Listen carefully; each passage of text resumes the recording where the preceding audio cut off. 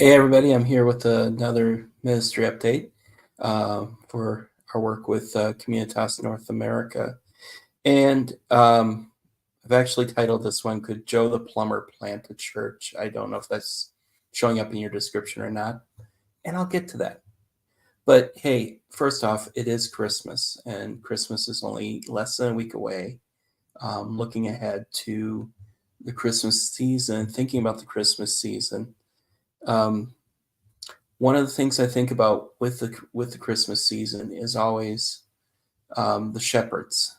They were ordinary messengers. They were ordinary people, and I think sometimes what it really draws me to those characters is that God used very ordinary people to be the first people to share with the rest of Israel about the coming and the birth of their long anticipated Messiah. It wasn't a professional preacher, a religious leader. It was simply shepherds. And really, that's kind of what a lot of this is about, is that for so much of the history of the church, it's ordinary people that God uses to carry the message of Jesus's good news and the lifestyle of Jesus to new places, and how new Jesus communities start throughout the world.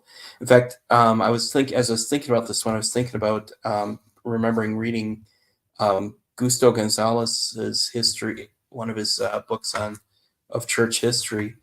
And in it, in the early chapters, he talks about how, in spite of all that we hear about Paul, Barnabas, Peter, all these, now well-known apostles, um, really the majority of the spreading of the gospel in the early church was through what he refers to as the countless and nameless Christians that would move from one place to another and bring the story of Jesus and the lifestyle of Jesus with them.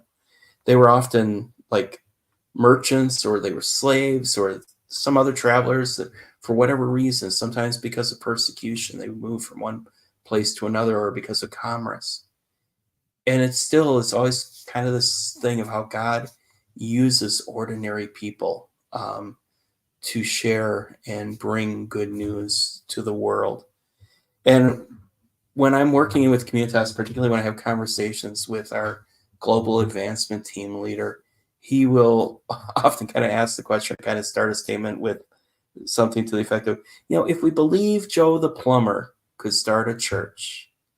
And I know Joe the plumber, various political views about him in history, if you remember who he was from like 2008. But here's the thing, Joe the plumber kind of symbolizes ordinary people.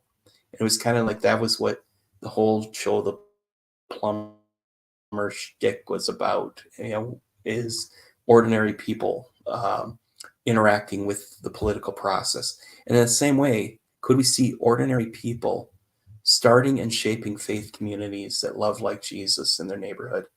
When we come up to 2024, I'm going to be one of the things I'll be starting the new year with is I'm leading a cohort of people that have been connecting with us. We've had a lot of people connecting with us in the last couple of months, reaching out to us, curious about working with Communitas. Some of those are going to join this cohort on based off of Hugh Halter's book, The Tangible Kingdom, and his primer, the primer that goes with it. And among those people, kind of interesting, is a mix. Some have experience in professional ministry. Some have been trained in colleges, have been in ministry for a long time. Others are like this woman that I've talked to in Ohio, who is a hairstylist, who that's her job. She's now finished an undergraduate degree through Grand Canyon University, and is looking at what she'll be doing and possibly going on through their seminary to grad school. But really, she has been living out the gospel there as a hairstylist for many years. And I personally, just listening to her talk about how, and listening to one of her friends share about how she has influenced them, I'm just like, you know what? I'll call her Gina just for an example. Gina, the hairstylist, could start a church. People, and that's what I think Communitas really should be about. And what I hope that a lot of our ministry is about is helping ordinary people start faith communities in their neighborhoods, bring the lifestyle of Jesus into their neighborhoods, that really anybody can start some type of a faith community that is reaching people that sometimes are missed by the organization or the institutional church. That we want to see people reached through ordinary people, and we want to help those people. So that's kind of one of the things I'm going to be starting out this next year with. Looking forward to doing that. Also, just as we come to the end of the year, you can help us with the work that we're doing by making a year-end contribution to Communitas North America. I'm going to put a link in the comments that you can use to give directly to Communitas North America, and help us train up these ordinary people to um, be able to do just kind of cool things, whatever God leads them to do in their neighborhoods. Thanks. God bless. Have a Merry Christmas next week.